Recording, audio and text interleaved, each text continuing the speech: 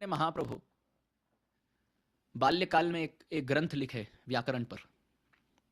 भगवान श्री चैतन्य महाप्रभु से बड़ा विद्वान पंडित तो कोई था नहीं। निमाई पंडित केशव कश्मीरी को पराजित कर सकते थे, सार्वभौम भट्टाचार्य को पराजित कर सकते थे, प्रकाश नंद सरस्वती और उनके 60,000 सन्यास शिष्यों को पराजित कर सकते थे। इनसे बड़ा कोई विद्वान तो हो नहीं सकता। प्रभु से बढ़कर कौन होगा? बलम बलवताम चाहम कामराग विवर्जितम, बलवानों में बलवान प्रभु हैं। बुद्धिर बुद्धिर्मताम अस्मि, तेजस तेजस्वी नाम हम, तेजस्वियों का तेज प्रभु हैं, बलवानों के बल प्रभु हैं। बुद्धिवान, बुद्धिमती, मतिमान, शक्तिशाली, सामर्थ्यशाली व्यक्तियों के समर्थशाली बुद्धि ये प्रभु है, मति प्रभु है। तो वो प्रभु ने एक ग्रंथ लिखा, निमाई पंडित। बाल्यकाल की बात है। प्रभु लिखे और उनके एक मित्र थे रघुनाथ, उन्होंने भी ग्रंथ लिखा। और रघुनाथ नहीं जानते थे कि निमाई पंडित ने ग्रंथ लिखा। रघुनाथ इतने विद्वान तो थे नहीं, निमाई पंडित के पास भी नहीं आ पाते थे। तो उन्होंने भी वही विषय पर ग्रंथ लिखा जो निमाई पंडित ने लिखा, परंतु वो जानते नहीं थे कि निमाई पंडित ने ग्रंथ लिखा। तो गंगा पार कर रहे थे नौके पर बैठकर निमाई पंडित और उनके मित्र रघुनाथ।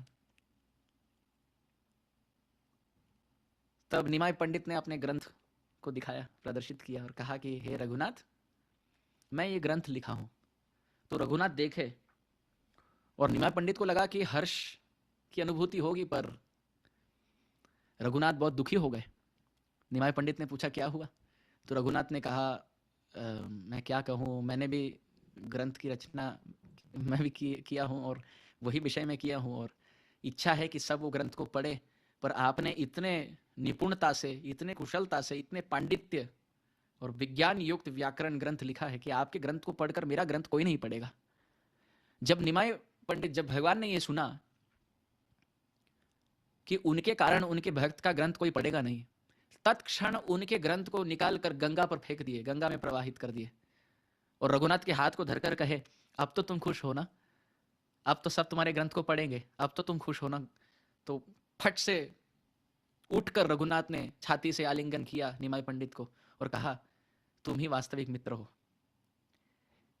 ये कथा हमारे स्कूल के दिनों में संस्कृत जब हम पढ़ रहे थे तब उधर एक अध्याय था संस्कृत में, और उसका शीर्षक था अहो मित्र स्नेह, और वहां नाम था चैतन्य। ये बहुत साल के बाद जब ये कथा मैंने मेरे गुरु महाराज से सुना, तब मुझे ये पता चला कि जो स्कूल में हम सीखे थे और चैतन्य और रघुनाथ की जो कथा थी, वो चैतन्य कोई और नहीं, वो भगवान श्री चैतन्य महाप्रभु थे।